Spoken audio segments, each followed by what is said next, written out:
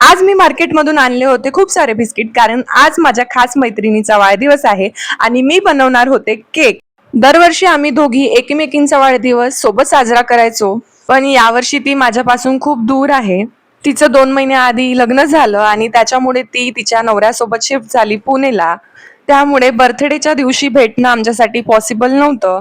भलेही ती तिच्या नवीन संसारात व्यस्त झाली असेल, तरी सुद्धा मैत्री तीच आहे, भावना तशाच आहे. दुरावा फक्त शरीरांचा असतो, नाती मनाशी जोडली असतात. ती जरी दूर असली आज, तरी तिची आठवण नेहमी माझ्या जवळ आहे.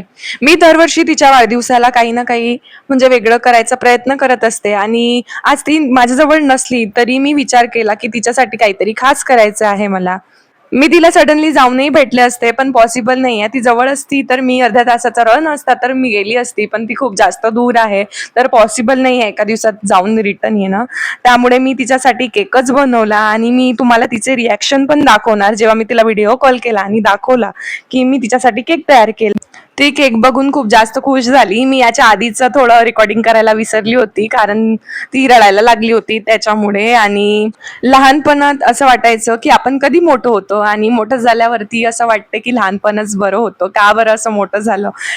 एका प्लेटमध्ये आम्ही जेवण करणार आहोत, इकडे तिकडे फिरणार आणि आता भेटायचं म्हटलं की थोडा विचार करावा लागतो. बरं असो, श्वेता, तुला वाढदिवसाच्या खूप खूप शुभेच्छा.